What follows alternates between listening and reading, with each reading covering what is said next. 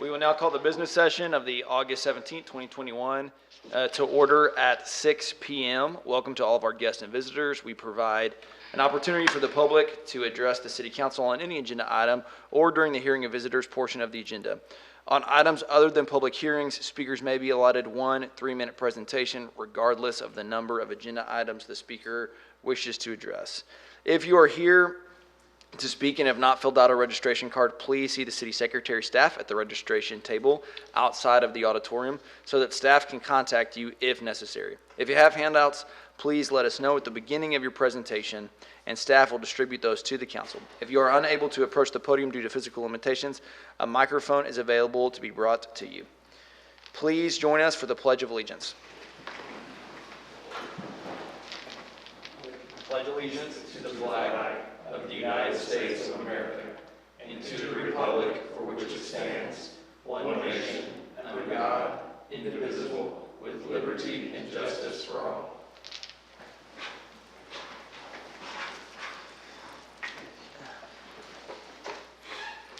Okay. Our first item of business is to consider the minutes of the August 3rd, 2021 City Council meeting. A copy of the minutes was provided to you in your meeting packet. Are there any corrections to the minutes? Seeing none, those will stand as submitted. We will now move forward to our consent agenda. Consent agenda consists of resolutions 2021-535 through 2021-552. Is there a motion on the consent agenda? Mayor. Two that need to be removed from the consent agenda. So sorry, that's right. What were the two of those? 539 and 540. And 40. I apologize for that. We'll take the first one, which is Resolution 2021-539. Is there a motion on this item? Motion for approval. Second. Any discussion? Please poll the council. Holmes. Aye. Fairfield. Yes. Sabido. Yes. Meek. Yes. That motion carries, and we'll move to Resolution 2021-540. Motion for approval. Second. Any discussion? Please poll the council. Holmes. Aye. Fairfield. Yes. Sabido. Yes. Meek. Yes. That motion carries. The consent agenda consists of resolutions 2021-535 through 2021-552, with the exceptions of 2021-539 and 540. Is there a motion on the consent agenda? Move for approval. Second. Any discussion? Please poll the council. Holmes. Aye. Palmer. Aye. Porterick. Yes. Fairfield. Yes. Sabido. Yes. Meek. Yes. That motion carries, and we'll now move on to the ordinances. Our first ordinance is 2021-553. An ordinance of the City Council of the City of Waco, Texas, approving a negotiated settlement between the Atmos City Steering Committee, ACSC, and Atmos Energy Corp. Mid-Tech Division regarding the company's 2021 rate review mechanism filing, declaring existing rates to be unreasonable, adopting tariffs that reflect rate adjustments consistent with the negotiated settlement, finding the rates to be set by the attached settlement tariffs to be just and reasonable and in the public interest, approving an attached exhibit establishing a benchmark for pensions and retiree medical benefits, approving an attached exhibit regarding amortization of regulatory liability, requiring the company to reimburse ACSC's reasonable rate-making expenses, determining this ordinance was passed in accordance with the requirements of the Texas Open Meetings Act, adopting a savings clause, declaring an effective date, and requiring delivery of this ordinance to the company and the ACSC's legal counsel. This ordinance comes to council on first reading. And I have one card from Mr. James Fuller for this. Mr. Fuller, are you here? You can come to the podium, please. Yes, sir. Welcome. Fuller with Atmos Energy, office out of 1500 West Loop 340, Waco, Texas. And I'm here this evening on behalf of Atmos Energy and the council to pass ordinance and resolution approving the new rate base on our rate review mechanism. And if y'all have any questions, I will do my best to answer them. If I cannot, I will definitely get someone who can for you. Any questions? Thank you, Mr. Fuller. Thank you. Is there anyone else who's here to speak on this item? If not, then I will take a motion. I'll move for approval on first reading. Second. Any discussion? Please poll the council. Holmes. Aye. Palmer. Aye. Porterick. Yes. Fairfield. Yes. Sabido. Yes. Meek. Yes. That motion carries, and we'll move to ordinance 2021-554. An ordinance of the City of Waco, Texas, changing the boundary limits of the City of Waco through a boundary agreement with the City of Beverly Hills, Texas, providing a severability clause, providing for inclusion in the code, and finally determining the meeting at which this ordinance is passed is open to the public as required by law. This ordinance was approved by a 6-0 council vote on first reading on August 3rd, 2021. Is there a motion? Motion for approval on second reading. Second. Any discussion? Please poll the council. Holmes. Palmer. Porterwood. Yes. Fairfield. Yes. Sabido. Meek. Yes, that motion carries, and we'll move to ordinance 2021-555. An ordinance abandoning a portion of South 14th Street right-of-way between Park Avenue and Interstate 35 frontage road described as being a 0.184 acre tract of land situated in the Thomas J. Chambers Survey, abstract number 7, in the city of Waco, McLennan County, Texas, according to the plat thereof, recorded in volume 1791, page 225, deed records, McLennan County, authorizing the city manager to execute quitclaim deeds, providing a severability clause, and finally determining the meeting at which this ordinance is passed is open to public as required by law. This ordinance was approved by a 6-0 council vote on first reading on August 3rd, 2021. Is there a motion? Motion for approval on second reading. Second. Any discussion? Please poll the council. May I confirm the second? Was that Councilmember Palmer? Yes. Holmes. Aye. Palmer. Porterwood. Yes. Fairfield. Yes. Sabido. Yes. Meek. Yes, that motion carries, and we'll move to ordinance 2021-556. An ordinance amending sections 28-223 and 28-1019 in Chapter 28 zoning of the Code of Ordinances of the City of Waco, Texas, establishing residential design standard, repealing all ordinances or parts of ordinances in conflict herewith, providing a severability clause, providing for inclusion in the code, providing for penalties, and finally determining the meeting at which this ordinance is passed is open to the public as required by law. This ordinance was approved by a 6-0 council vote on first reading on August 3rd, 2021. Is there a motion? Motion for approval on second reading. Second. Any discussion? Please poll the council. Holmes. Palmer. Porterwood. Yes. Fairfield. Yes. Sabido. Yes. Meek. Yes, that motion carries, and we'll move to ordinance 2021-558. 557, Mayor? Sorry, 557. Apologize. An ordinance of the City of Waco, Texas, amending Article 3, sidewalks, curbs, gutters, driveways, and Chapter 22, streets, sidewalks, and certain other public places of the Code of Ordinances of the City of Waco, Texas, providing that permit fees shall be doubled if work for which a permit is required under Article 3 is started prior to obtaining such permit, repealing all ordinances or parts of ordinances in conflict herewith, providing a severability clause, providing for inclusion in the code, providing for a penalty, providing for an effective date, and finally determining the meeting at which this ordinance is passed is open to the public as required by law. This ordinance was approved by a 6-0 council vote on first reading on August 3rd, 2021. Is there a motion? Motion for approval on second reading. Second? Any discussion? Please poll the council. Holmes. Aye. Palmer. Porterwood. Yes. Fairfield. Yes. Sabido. Yes. Meek. Yes, that motion carries, and now we'll go to 558.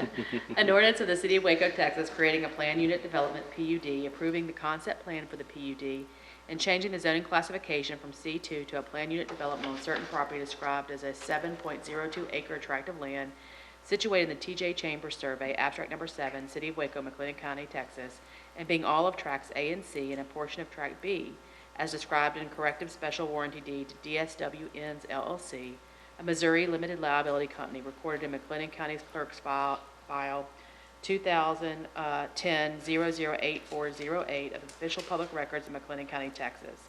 Tract C further described as Lot 1, Block 1 of the Graves Edition, according to the final plat thereof, as recorded in Volume 919, page 619 of the deed records of McLennan County, Texas, together with a portion of Lot 1, Block 1 of the Equipment Depot Edition, according to the final plat thereof, as recorded in Volume 127, page 821 of said deed records of McLennan County, Texas, and located at 4300 South Jack Colgan Expressway, repealing all ordinances or parts of ordinances in conflict herewith, providing for penalties, providing a severability clause, and finally determining the meeting at which this ordinance is passed is open to the public as required by law. This ordinance was approved by a 6-0 council vote on first reading on August 3rd, 2021. And I have a card here from Mr., may I say this right, Grash? Is that right? Okay. And I understand you're just here for questions, so. I am. I wanted to get to 558 as quick as you did too.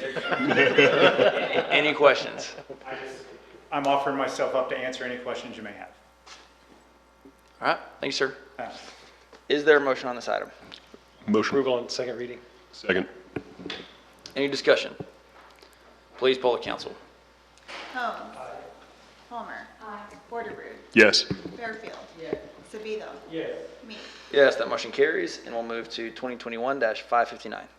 An ordinance of the City of Waco, Texas, providing the Code of Ordinances of the City of Waco be amended by revising Section 28-247 and Chapter 28 zoning of said code.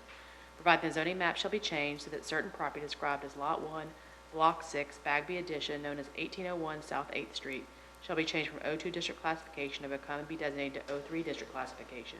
Providing for penalties, providing a severability clause, and finally determining the meeting at which this ordinance is passed, open the public as required by law. This ordinance was approved by a 6-0 council vote on first reading on August 3rd, 2021. And I have a card from Ms. Ferguson on this item as well. Ms. Ferguson, are you here? I'm just here for your questions only. Any questions? Thank you, Ms. Ferguson. Is there a motion on this item? Motion for approval on second reading? Second. Any discussion? Please poll the council. Holmes. Aye. Palmer. Porterrood. Yes. Fairfield. Yes. Savito. Yes. Meek. Yes, that motion carries. And we will now move to the hearing of visitors. During the hearing of visitors section of the agenda, we provide an opportunity for the public to present comments or address issues that are not matters for consideration listed on the agenda. Council is unable to conduct discussion, but we will listen, ask staff to look into concerns, and provide follow-up. I have a registration. Please provide registration information so that staff can contact you if necessary. If you have handouts, please let us know, and we'll distribute those. If you're unable to approach the podium due to physical limitations, a microphone can be brought to you. And I do have one card, and that is from, I don't want to mispronounce this name. You don't have to, don't worry about it. Very looking forward to hearing how to pronounce it, though. Welcome. Thank you. It's Peter Manjaguera. Thank you, sir. No problem. Hello, council members. My name is Peter Manjaguera. I'm a City Council District 2 resident. I'm here to speak in support of increasing the stipend for our city council members. To keep the stipend as low as it effectively blocks our working class Wacoans from holding public office, while also creating a tension between our public officials' duties of office and the necessity to bring in an income for themselves and their families.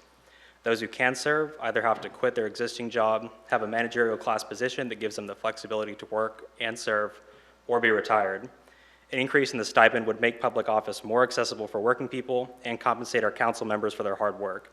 In addition to other barriers of entry to public office, like having the time and money to run a campaign, a lack of legislative pay prevents working class and non-college educated people from serving in public office.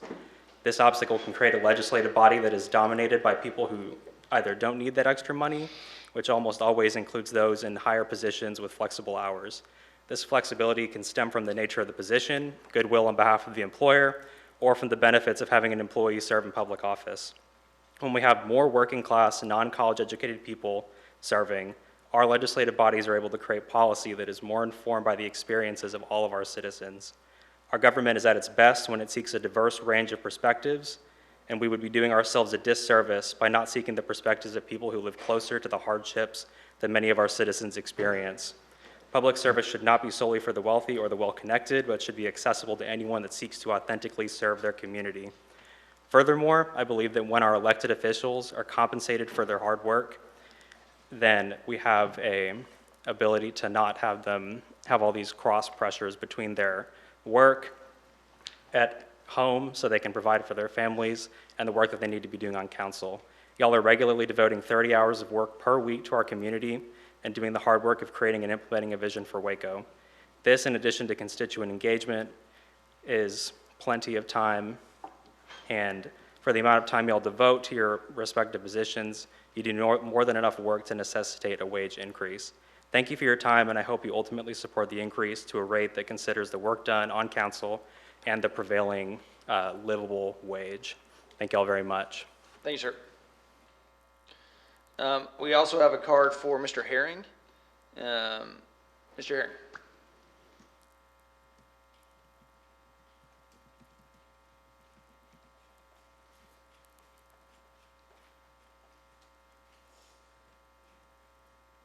My name is Ephraim Herring.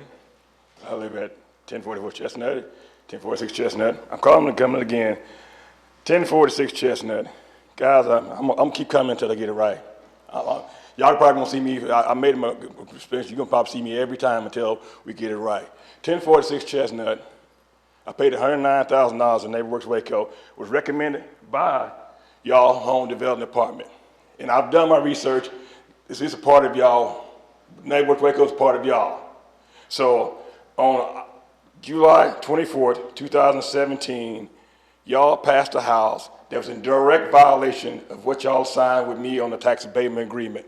The site plan is not in accordance with the tax abatement agreement, not in accordance with me. And I'd like to know, I've been with all your open requests, I'd like to know who gave the authority to your building official to pass that, where I had to pay these people for something they didn't do in accordance with the agreement we made together. Now, we made the agreement together that my site plan would be a driveway out in the back, sidewalk out front, and a curve out front.